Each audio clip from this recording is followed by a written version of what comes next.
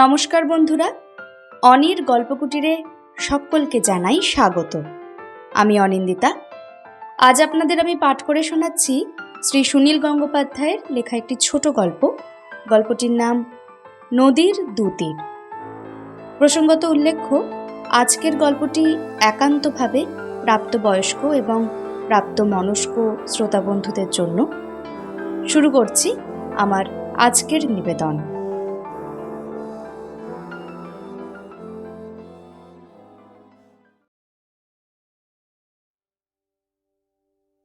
তখন থেকে ডাকা হচ্ছে স্বপ্নাকে, কোনো সাড়া নেই।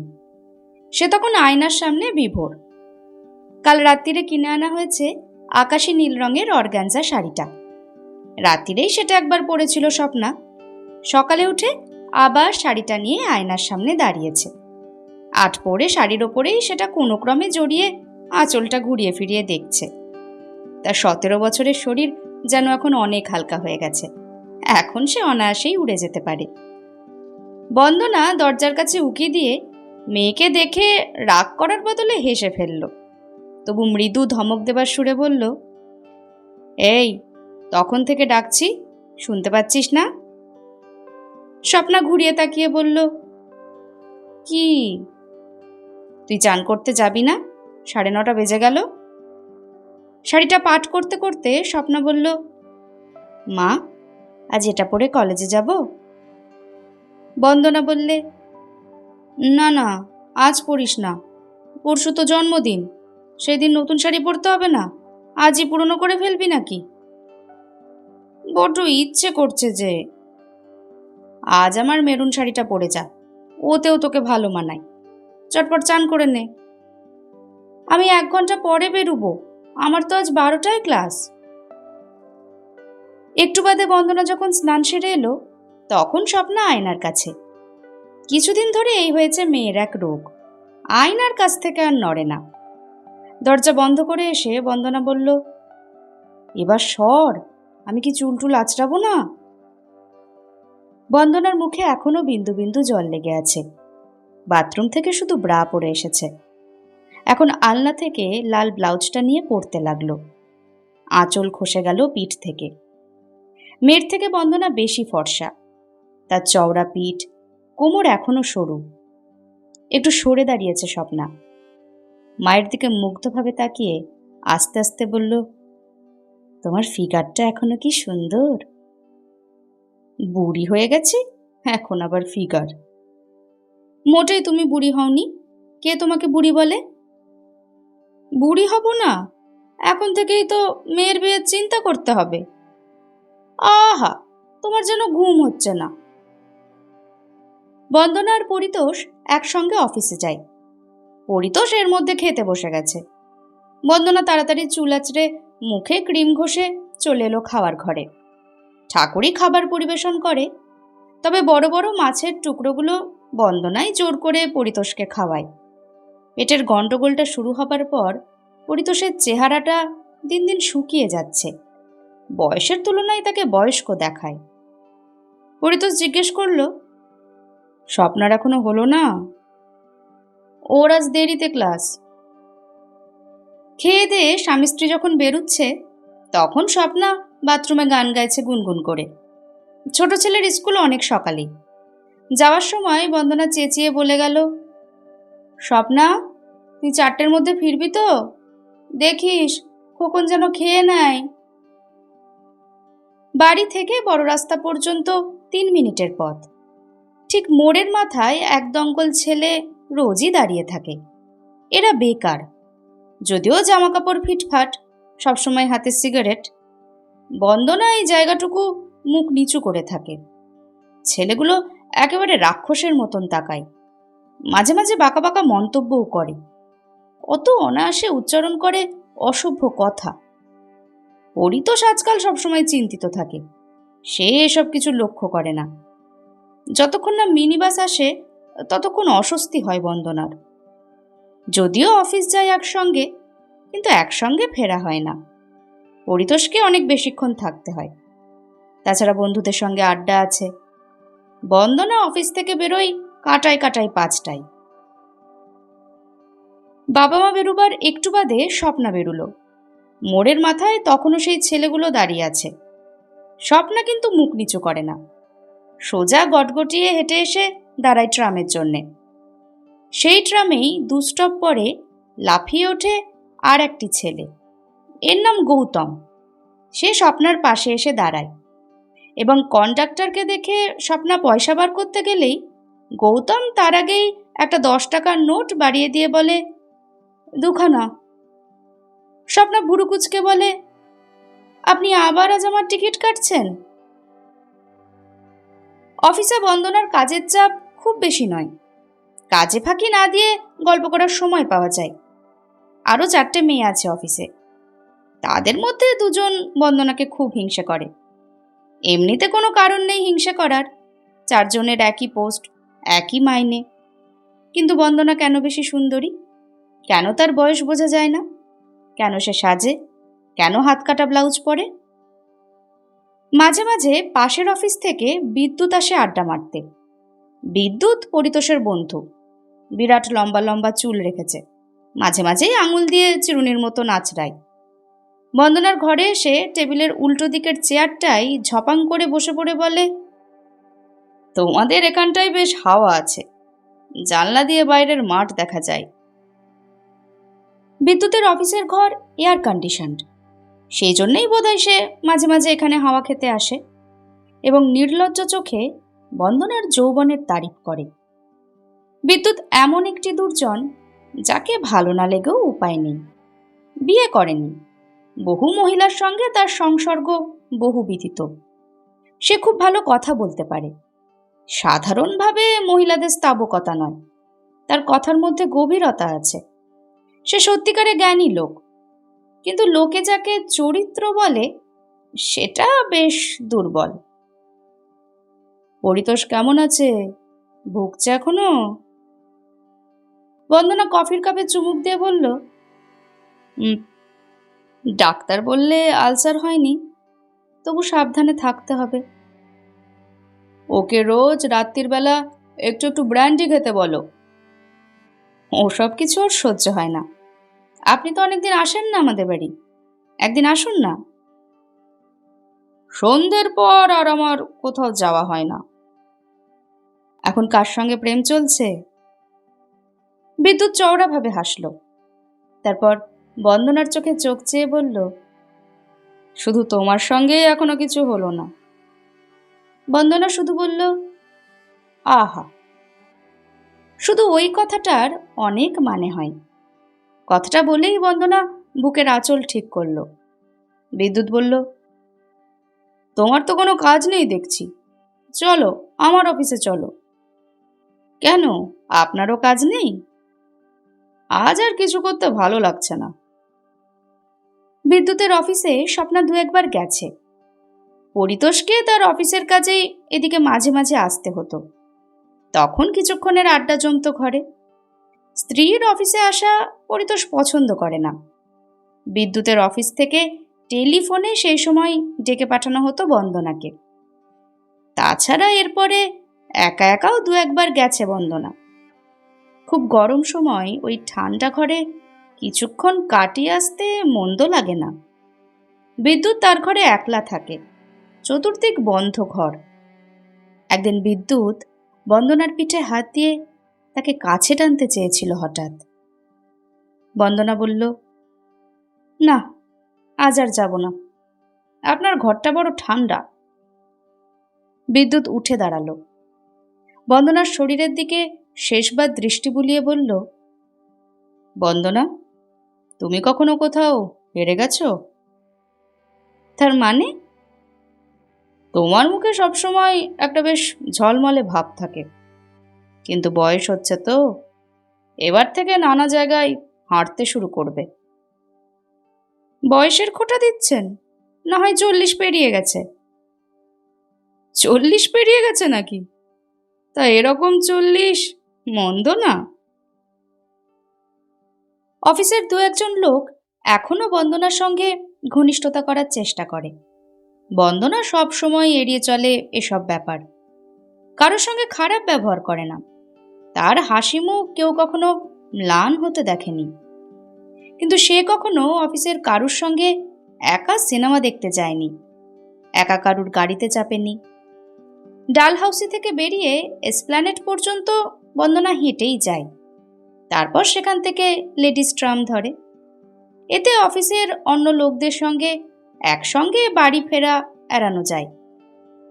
মেয়ে বড় হয়ে গেছে, ছেলেকেও পড়াবার জন্য রোজ সন্ধেবেলা মাস্টারমশাই আসেন, সুতরাং বন্দনার হুড়োহুড়ি করে বাড়ি না ফিরলেও চলে। কিন্তু বন্দনা একদিনও পরিতোষের পরে বাড়ি ফেরেনি। বাড়ি ফিরে পরিতোষ হাতের কাছেই কাঁচা গেঞ্জি ও পায়জামা না পেলে ছোট ছেলেদের মতন রাগারাগি করে, তাই বন্দনা ঠিকঠাক গুছিয়ে রাখে। অবশ্য বন্দনার একটি গোপন ব্যাপার এখনো আছে। মাসে 1-2 বার অন্তত সঞ্জয়ের সঙ্গে দেখা না করে পারে না। সঞ্জয়ের সঙ্গে সে কলেজ জীবন থেকে সম্পর্ক।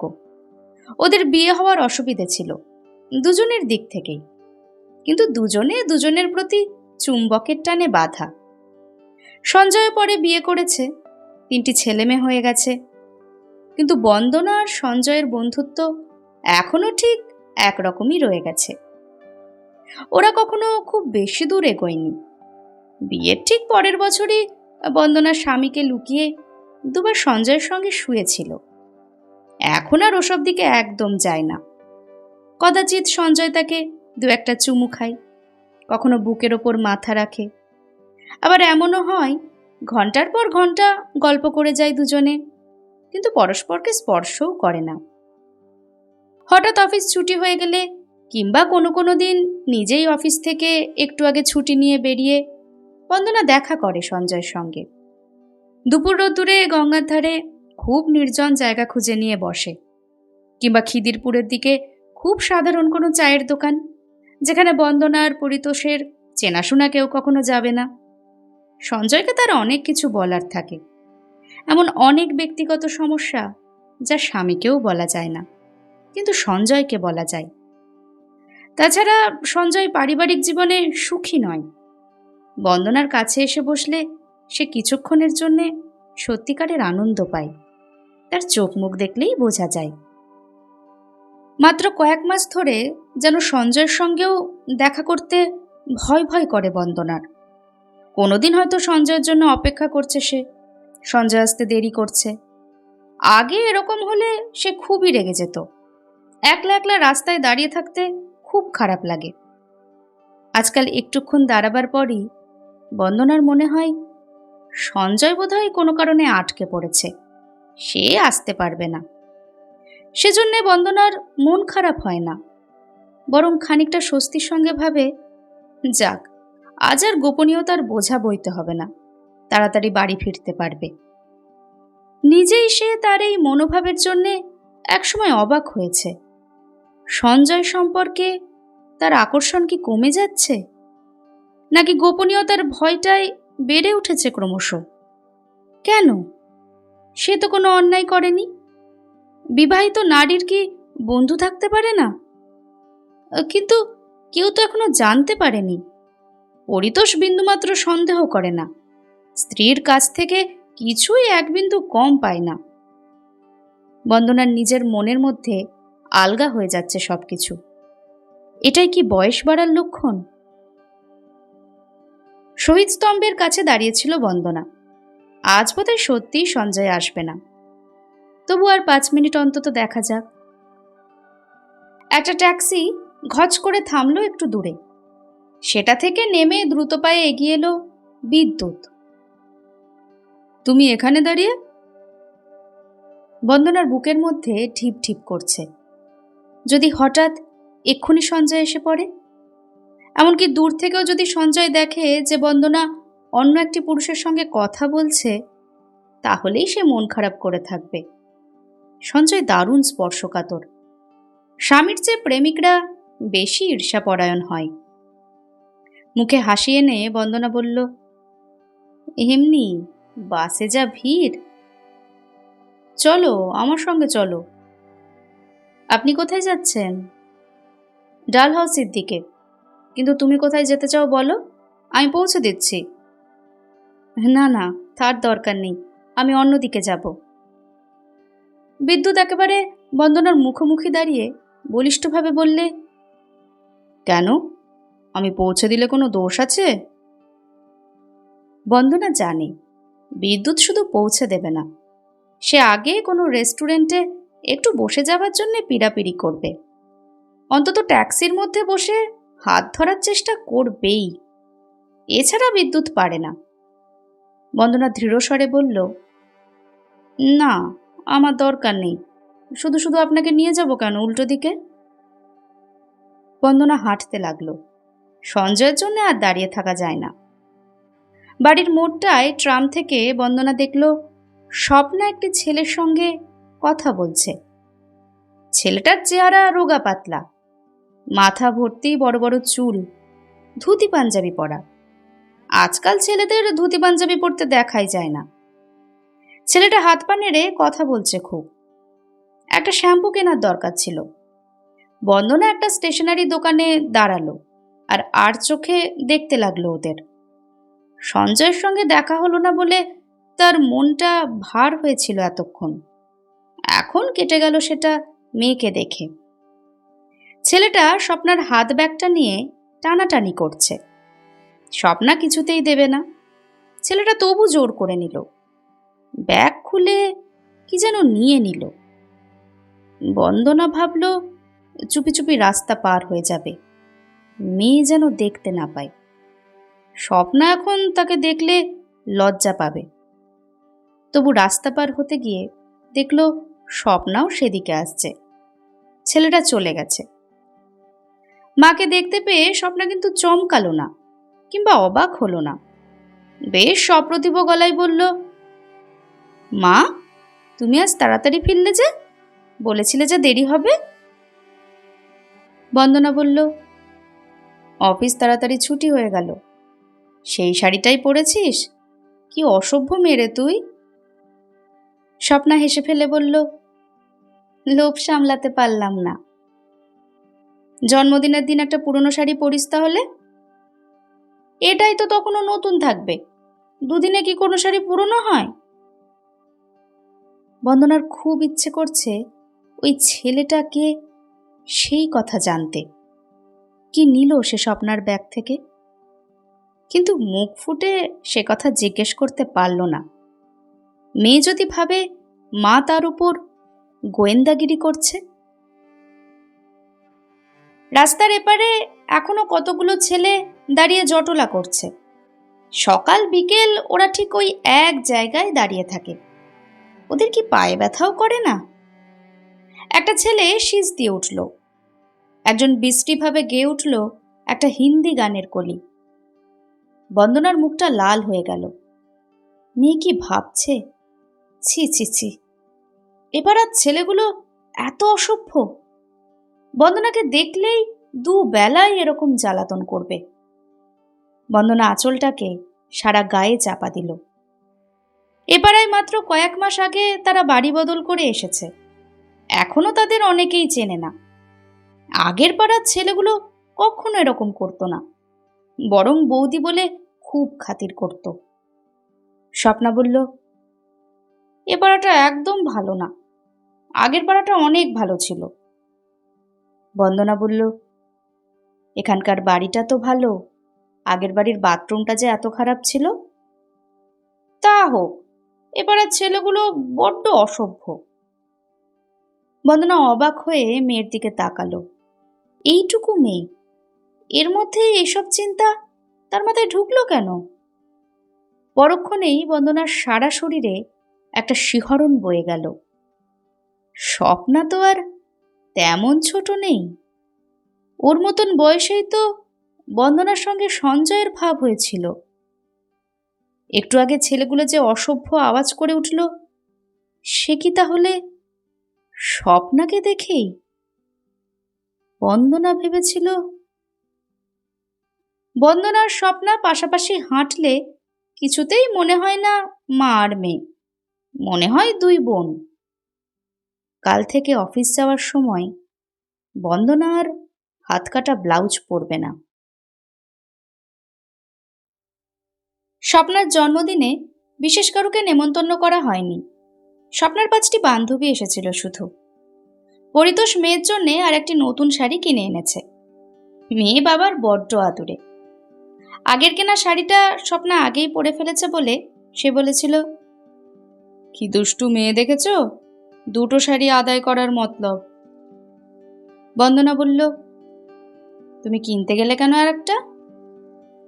পরিতোষ বলল, দেখো না, সামনের বছর ঠিক জন্মদিনের সকালবেলা বেরিয়ে গিয়ে শাড়ি কিনে আনবো, তার আগে কিছুতেই আনছি না। বন্দনা হেসে তবু বলেছিল, আমার জন্মদিনে তো তুমি শাড়ি কিনতেই ভুলে গিয়েছিলে, আর মেয়ের বেলা দুটো। তোমার কথা আর মেয়ের কথা কি এক হলো? ও ছেলে মানুষ, নতুন শাড়ি পরতে শিখেছে, ওর তো শখ বেশি হবেই। স্বপ্নার বান্ধবীরা চলে গেছে, এবার ওরা নিজেরা খেতে বসবে। এমন সময় বিদ্যুৎ এসে হাজির। যদিও মাথার চুলে সামান্য পাক ধরেছে, তবু একটা জলজলে হলুদ রঙের শার্ট পরেছে বলে তাকে দেখাচ্ছে খুব সুন্দর। সে ঢুকেই বলল, পরিতোষ, তোর নাকি শরীরটা খারাপ? বন্ধুকে দেখে খুশি হয়ে উঠল পরিতোষ। বলল, এসেছিস? তোর তো আজকাল পাত্তাই পাওয়া যায় না, বস। বিদ্যুৎ বন্দনার দিকে এক পলক তাকিয়ে বলল, বন্দনার কাছ থেকে তোর খবর পাই মাঝে মাঝে। বন্দনা বলল, বসুন। এই স্বপ্না, তোর বিদ্যুৎ কাকাকে প্রণাম কর। বিদ্যুৎ চমকে উঠে বলল, আরে, এ মেয়েটাকে? এই স্বপ্না নাকি? কবে এত বড় হয়ে গেল? এ তো দেখছি একেবারে পুরোপুরি একটি লেডি। স্বপ্না প্রণাম করার জন্য নিচু হতেই বিদ্যুৎ তার হাত ধরে ফেলে বলল, কেন প্রণাম করার ঘটা কেন? কি হয়েছে? ওর বিয়ে ঠিক হয়ে গেছে নাকি? বন্দনা বললে, আজ ওর জন্মদিন। পরিতোষ বলল, আজও 18 বছরে পা দিল। বিদ্যুৎ বলল, তাই নাকি? তার মানে তোর মেয়ে আজ অ্যাডাল্ট? ইস, আমার তো কিছু একটা জিনিস নিয়ে আসা উচিত ছিল, জানতাম না। বন্দনা বলল, আমরা কারুকেই বলিনি, এমনি নিজেদের মধ্যে। বিদ্যুৎ স্বপ্নার দিকে চেয়ে বলল, ঠিক আছে স্বপ্না, এই উপলক্ষে তোমাকে একদিন আমি ট্রিট করব। তুমি আমার সঙ্গে সিনেমা দেখবে, বাইরে খাবে। বন্দনা বলল, স্বপ্না, যা তোর কাকাবাবুর জন্যে একটু মিষ্টি নিয়ে আয়। আমি মিষ্টি ফিষ্টি খাই না। একটু পায়েস তো খাবেন? পায়েস হয়েছে বুঝি? তা খেতে পারি, অনেকদিন খাইনি। ঠাকুর চাকররা তো পায়েস রান্না করে দেয় না। পরিতোষ বললে, তুই আর বিয়ে থা করলি না তাহলে। চেয়ারে গ্যাট হয়ে বসে বিদ্যুৎ বলল, বেশ আছি ভাই। যাকগে, তোর কি হয়েছে বলতো, এত ভুগছিস কেন? পরিতোষ অসুখের গল্প করতে ভালোবাসে। তার পেটের গন্ডগোলের দীর্ঘ বর্ণনা দিয়ে বলল, এ বছরটা এরকম ভুগতেই হবে, চিকিৎসা করেও লাভ নেই। কেন ভুগতেই হবে কেন? কাল একজন খুব ভালো জ্যোতিষীকে আমার কুষ্টিটা দেখিয়েছিলাম। শনি এখন বকরি হয়েছে, বৃহস্পতির ওপর যদি শনি এসে পড়ে। বিদ্যুৎ হা হা করে উঁচু গলায় হেসে উঠল। বন্দনা বলল, আপনি বুঝি এসব বিশ্বাস করেন না? বিদ্যুৎ বন্দনার কথার উত্তর না দিয়ে পরিতোষের দিকে তাকিয়ে বলল, তুইও শেষে ঠিকুজি কুষ্টিতে বিশ্বাস করতে শুরু করলি? এসব হচ্ছে হেরে যাওয়ার লক্ষণ, বয়স বাড়লে এরকম হয়। পরিতোষ দুর্বলভাবে বলল, আমি ঠিক যে বিশ্বাস করি তা নয়, তবে অনেক সময় এগুলো এমন মিলে যায়। ওইটাই তো হেরে যাওয়ার লক্ষণ। আজ থেকে অনেক দিন আগে ভেনিসের একজন ডাক্তার বলে দিয়েছিলেন, পেটের ব্যথা ট্যাথা ঠিক পেটের অসুখ নয়, মাথার অসুখ। তোর অফিসের গোলমালটা মিটেছে? কিছুতেই প্রমোশনটা দিল না। আসলে তো তুই প্রমোশনের ব্যাপারে জানবার জন্যেই জ্যোতিষীর কাছে গিয়েছিলি। মানসিক বার্ধক্যের খাঁটি চিহ্ন। স্বপ্না পায়েসের থালা এনে বিদ্যুতের পাশে দাঁড়িয়েছে। সে বলল, সত্যি বাপি, তুমি বড্ড বুড়ো হয়ে যাচ্ছ আজকাল। বিদ্যুৎ স্বপ্নার কাঁধে হাত রেখে বললে, এই দেখ, ইয়াঙ্গার জেনারেশন ওসব কিছু বিশ্বাস করে না, ওরা অনেক ফ্রি। বন্দনাকে বলেছিলাম রোজ তোকে একটু করে ব্র্যান্ডি খাওয়াতে, তাহলে টেনশন অনেক কেটে যেত। মেয়ের সামনে নিষিদ্ধ পানীয় উল্লেখ করতে বন্দনা আর পরিতোষ দুজনেই অস্বস্তি বোধ করে। দুজনেই মেয়ের দিকে তাকায়। স্বপ্না বলল, বাপি তাই খাও না, ব্র্যান্ডি তো ডাক্তাররাও খেতে বলে। চমৎকার মেয়ে। এই কথা বলে বিদ্যুৎ স্বপ্নার কাঁধ ধরে নিজের দিকে টানল একটু। স্বপ্নার পিঠটা ছুঁয়ে রইল বিদ্যুতের বুকে। বন্দনা সেদিকে আর চোখে তাকিয়েই চোখ ফিরিয়ে নিল। অফিসের বন্ধ ঘরে বিদ্যুৎ তাকেও ওই রকমভাবেই টানতে চেয়েছিল। তাড়াতাড়ি সে বলল, এই স্বপ্না, পায়েস দিলি, জল দিলি না? যা, জল নিয়ে আয়।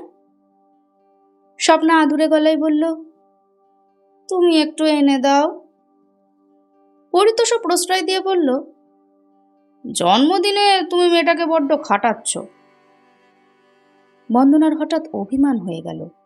সে বুঝি মেয়েকে কম ভালোবাসে? পরিতোষ কিছু বোঝে না। সে গজগজ করে বলল, এসব শিখতে হয়, মিষ্টি দিলে যে সঙ্গে জলও দিতে হয়। বিদ্যুৎ উঠে দাঁড়িয়ে বলল, দেখি তুমি কতটা লম্বা হয়েছ। পাশাপাশি দাঁড়িয়ে উচ্চতা মাপবার কথা, কিন্তু বিদ্যুৎ স্বপ্নাকে নিয়ে এলো নিজের বুকের কাছে। বলল, ইস, প্রায় আমার চিবুকের সমান। বেশ লম্বা হয়েছে কিন্তু। সেই দিনও যাকে ফ্রক পরা পুচকে মেয়ে দেখেছি, আজ সে পুরোপুরি ইয়াং লেডি। পরিতোষ বলল, বিদ্যুৎ, তোর যে বয়স বেড়েছে সেটা কিন্তু বোঝাই যায় না। বন্দনার কিন্তু পছন্দ হলো না এই কথাটা। সে বলল, কেন বোঝা যাবে না? বেশ তো চুল পেকেছে। চুল পাকলে আর কি হয়, বিদ্যুৎ আমার চেয়ে 1 বছরের বড়। একটু বাদে বিদ্যুৎ স্বপ্নাকে বলল, তাহলে এই কথা রইল, একদিন আমার সঙ্গে সিনেমা ও বাইরে খাওয়া, তোমার জন্মদিন উপলক্ষে। তোমার বাবা মাকে নেমন্তন্ন করতে পারি, নাও পারি। রাত্রিবেলায় বিছানায় পরিতোষের পাশে শুয়ে বন্দনা বলল, তোমার বন্ধু ওই বিদ্যুৎকে আমার একটুও ভালো লাগে না। পরিতোষ রীতিমতো অবাক হয়ে গেল। কেন, হঠাৎ বিদ্যুৎ কি করলো? আগে তো তুমি ওর সঙ্গে খুব গল্প করতে। আজকাল যেন কেমন কেমন হয়ে গেছে, একটু হালকা ধরনের। ও একটু ইয়ার্কি ঠাট্টা করতে ভালোবাসে, কিন্তু যাই বলো, খাঁটি জেন্টলম্যান। ছাই জেন্টলম্যান, একদিন এক একটা মেয়ের সঙ্গে। তুমি আবার তা দেখলে কি করে? সবাই তো বলা বলি করে। এক সময় ওর খুব মেয়েদের দিকে ঝোঁক ছিল বটে, কিন্তু তখনও আমরা জেনেছি ও খাঁটি জেন্টলম্যানের মতন কখনো কোনো মেয়ের ওপর জোর করেনি, কারুকে মিথ্যে কথা বলে ভোলায়নি, অনিচ্ছুক মেয়ের সঙ্গে ও কিছু করেনি। তুমি দেখছি তোমার বন্ধুর সম্বন্ধে একেবারে গদগদ। রাগ করে চুপ করে রইল বন্দনা। পরিতোষ কিছু বোঝে না। বাচ্চা মেয়েদের আবার ইচ্ছে অনিচ্ছে বলে কিছু আছে নাকি? তাদের তো কেউ একবার একটু সুন্দর বললে অমনি গলে যায়। আদর করার জন্যে পরিতোষ যখন বন্দনার জামার বোতাম খুলতে লাগলো, তখন বন্দনার মনে পড়ল কতদিন সঞ্জয়ের সঙ্গে দেখা হয়নি। পরক্ষণেই এজন্য অনুতপ্ত বোধ করল সে। পাশ ফিরে স্বামীকে আবেগের সঙ্গে জড়িয়ে ধরল। দিন 3 বাদে কলেজ থেকে ফিরে স্বপ্না উত্তেজিতভাবে বলল, মা, আজ বিদ্যুৎ কাকার সঙ্গে দেখা হয়েছিল। বন্দনা সতর্কভাবে বলল, কোথায়? কি করে দেখা হলো? আমরা কলেজ থেকে ডিবেট শুনতে এসেছিলাম, সেখানে গিয়ে দেখি কি, ও মা, বিদ্যুৎ কাকা একজন জাজ। উনি নাকি একসময় ভালো ডিবেটার ছিলেন। আচ্ছা মা, বিদ্যুৎ কাকা খুব ভালো ছাত্র ছিলেন, তাই না? তা আমি কি করে জানবো? তোর বাবাকে জিজ্ঞেস করিস। বিদ্যুৎ কাকা গাড়িতে করে আমাকে পৌঁছে দিলেন, আর পার্ক স্ট্রিটে চাইনিজ খাবার খাওয়ালেন। বন্দনা ঠিক বুঝেছিল, বিদ্যুৎ শুধু পৌঁছে দেয় না কারুকে, মাঝপথে কোনো দোকানেও নিয়ে যায়। ও কি স্বপ্নারও হাত ধরেছিল? বন্দনা ভাববার চেষ্টা করলো সেই দোকানে কেবিন আছে কিনা। নেই বোধ হয়। যাক, তবু খানিকটা নিশ্চিন্ত। কিন্তু গাড়িতে? তুই একা ছিলি? আমাদের ক্লাসের আরো দুটি মেয়ে ছিল। বন্দনা নিশ্চিন্ত নিঃশ্বাস ফেলল। শুধু শুধু বিদ্যুৎকে সে খারাপ ভাবছিল। হাজার হোক, মানুষটা দায়িত্ব জ্ঞানহীন নয়, একটু আমুদে স্বভাবের, এই যা। মা, বিদ্যুৎ কাকার কিন্তু দারুণ ম্যানলি চেহারা। কি সুন্দর কথা বলতে পারেন, অনেক কিছু জানেন। আমাদের বলছিলেন চার্লস লিন্ডবার্গের কথা, যিনি প্রথম এরোপ্লেনে আটলান্টিক পাড়ি দিয়েছিলেন। পরে যখন এরোপ্লেনকে যুদ্ধের কাজে লাগানো হয়, জানো মা, ওই লিন্ডবার্গই তখন তার বিরুদ্ধে প্রচার শুরু করেন। আচ্ছা আচ্ছা, যা, এখন জামা কাপড় ছেড়ে নে। আমি বিদ্যুৎ কাকাকে বলেছি, খাওয়াটা তো হলো, এখনো কিন্তু সিনেমা দেখানোটা বাকি রইল। আবার সিনেমায় যাবি? বাহ, উনি তো বলেছিলেন সেদিন, তোমার মনে নেই? সে তো এমনি কথার কথা, মোটেই কথার কথা নয়। বিদ্যুৎ কাকা ভুলে গেলেও আমি ঠিক মনে করিয়ে দেব। বন্দনা একবার ভাবল মেয়েকে ধমক দিয়ে বলে দেবে, না, বিদ্যুৎ কাকার সঙ্গে সিনেমা দেখতে যেতে পাবি না। কিন্তু থেমে গেল। মেয়ে যদি কারণ জিজ্ঞেস করে? সরল মেয়ে, কিছুই বোঝে না। সে কি মেয়ের সামনে বিদ্যুতের নিন্দে করতে পারবে? মেয়ে যদি মুখের ওপর বলে দেয়, ছি মা, তোমার মনটা এতটা নোংরা। কথা ঘুরিয়ে নিয়ে মুখে হাসি টেনে বন্দনা বলল, তোদের ক্লাসের কোনো ছেলে টেলের সঙ্গে তোর বন্ধুত্ব হয়নি? হ্যাঁ, কেন হবে না? কেউ প্রেম ট্রেম করার চেষ্টা করে না? আমাদের সময় ক্লাসের ছেলেরা তো খুব জ্বালাতন করত। স্বপ্না অবজ্ঞার সঙ্গে ঠোঁট উল্টে বলল, যা সব ন্যাকা ছেলে, ওদের সঙ্গে প্রেম করতে বয়ে গেছে, একটুও ম্যাচিওরিটি নেই। বন্দনা জিজ্ঞেস করতে ইচ্ছে হলো, সেদিন ট্রাম স্টপে সেই ছেলেটি স্বপ্নার ব্যাগ থেকে কি বার করে নিয়েছিল, কিন্তু জিজ্ঞেস করা হলো না। পরিতোষ কদিন থেকে অসুস্থ, ছুটি নিয়ে বাড়িতে আছে। তার অসুস্থতা এমনিতে বোঝা যায় না, বাড়িতে বিশ্রাম নিলে সে বেশ ভালোই থাকে, মেজাজটাও ভালো থাকে। বৃহস্পতিবার সন্ধ্যার পরেও স্বপ্না বাড়ি ফিরল না। বন্দনা আর পরিতোষ দুজনেই দারুণ চিন্তিত হয়ে পড়ল। মেয়ে তো কখনো এত দেরি করে না। যদি সে বন্ধু বান্ধবদের সঙ্গে কোথাও যায়, খবর দেয় আগে। স্বপ্না ফিরল 9টার একটু পরে। কেউ কিছু জিজ্ঞেস করার আগেই সে বলল, হঠাৎ বিদ্যুৎ কাকার সঙ্গে সিনেমায় চলে গেলাম। পরিতোষ খানিকটা নিশ্চিন্তভাবে বলল, বিদ্যুতের সঙ্গে? সে যে সেদিন বলেছিল, তুই বুঝি ঠিক আদায় করেছিস? বন্দনা গম্ভীর, একটু কড়াভাবে বলল, বাড়িতে কোনো খবর দিসনি কেন? বাহ, সেদিন তোমাকে বললাম না বিদ্যুৎ কাকার সঙ্গে সিনেমায় যাব? তা বলেছিলি, কিন্তু আজকেই যে যাবি ঠিক ছিল না তো কিছু। বিদ্যুৎ কাকাকে টেলিফোন করলাম, অমনি উনি বললেন চলো, তাহলে আজকেই চলো। পরিতোষ জিজ্ঞেস করলো, বাড়ি ফিরলি কার সঙ্গে? বিদ্যুৎ কাকাই পৌঁছে দিয়ে গেল। ওকে টেনে নিয়ে এলি না কেন? উনি বললেন আর একদিন আসবেন, আজ একটা পার্টি আছে। বাবা, আমি একদিন বিদ্যুৎ কাকার বাড়িতে যাব, ওর বাড়িতে নাকি অনেক বই আছে। তা আছে, ও তো একটা বইয়ের পোকা। বন্দনা জিজ্ঞেস করল, তুই একা গিয়েছিলি না আর কেউ ছিল? আর কে থাকবে, একা সিনেমায়, তারপর গাড়িতে। স্বপ্নার চোখ মুখ কি বেশি উজ্জ্বল দেখাচ্ছে, একটু বেশি ছটপটে? বন্দনার বুক কাঁপে। দুদিন ধরে বন্দনার মনটা ভার হয়ে থাকে, কিছুতেই মেয়ের জন্যে দুশ্চিন্তা মন থেকে তাড়াতে পারে না। মেয়েকে ঠিক শাসনও করতে পারে না। মনে পড়ে নিজের ওই বয়সটার কথা। মা বাবা তখন কোনো ব্যাপারে সন্দেহ প্রকাশ করলেই গা জ্বালা করত।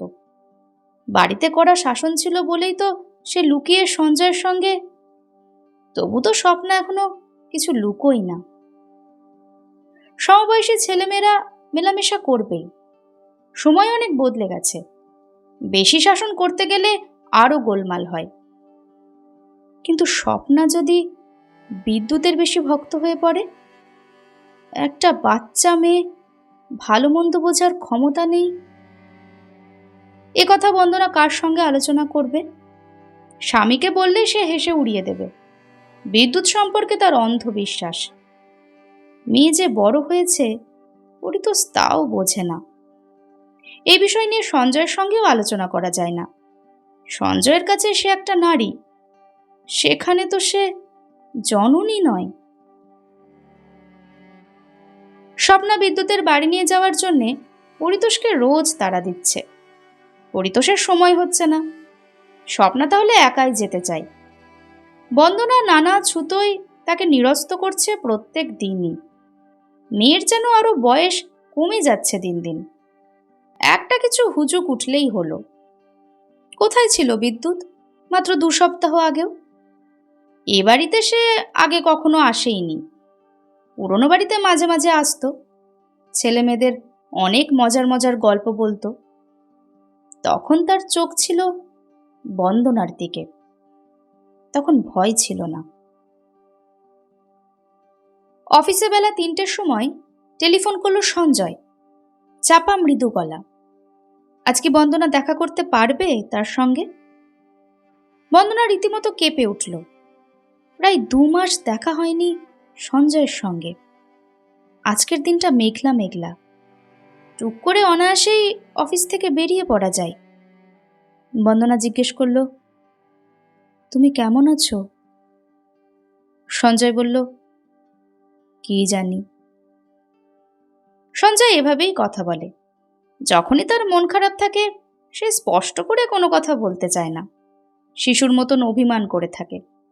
অনেক আদর যত্নে বন্দনাকে ওর মান ভাঙাতে হয়। তুমি আজ আসতে পারবে? বন্দনা একটু দ্বিধা করল, তারপর বলল, আজ যে কোনো ক্রমেই উপায় নেই। কেন? আজ খুব তাড়াতাড়ি বাড়িতে ফিরবো বলে এসেছি। ও বাড়িতেই থাকে কি না?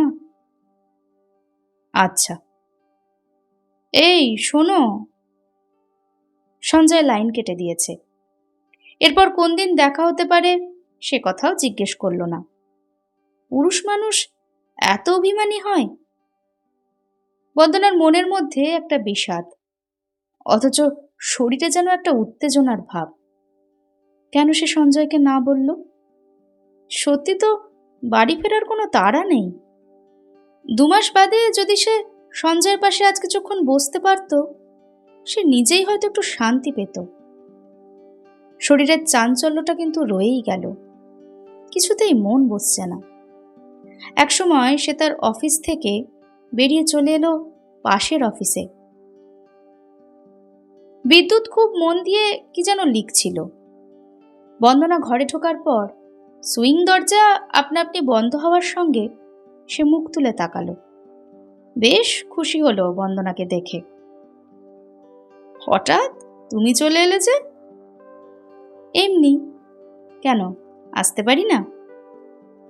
অনেকদিন আসনি তো, আপনিও তো যাননি। ভাবলাম আমি বুড়ো হয়ে গেছি, আমার সঙ্গে আর তোমার কথা বলতে ভালো লাগবে। বসো, দাঁড়িয়ে রইলে কেন? বসতে গিয়েও বসল না বন্দনা। বিদ্যুতের ফাইলের দিকে চোখ গেল।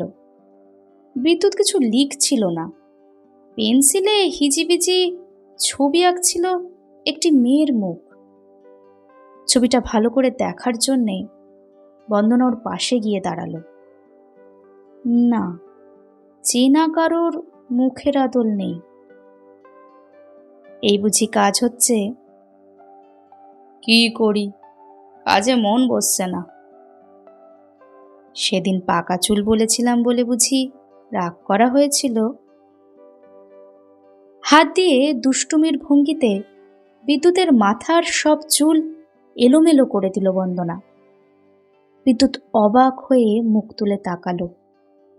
সোজা সেই চোখে চোখ ফেলে হাসি ঝলমলে তাকিয়ে রইল বন্দনা। এখন যদি বিদ্যুৎ তার কাঁধ ধরে বুকের কাছে টেনে নিয়ে আসতে চায়, সে আপত্তি করবে না। বিদ্যুৎকে ফেরাতেই হবে। বিদ্যুৎ নাকি জেন্টলম্যান, সেটুকুই যা ভরসা।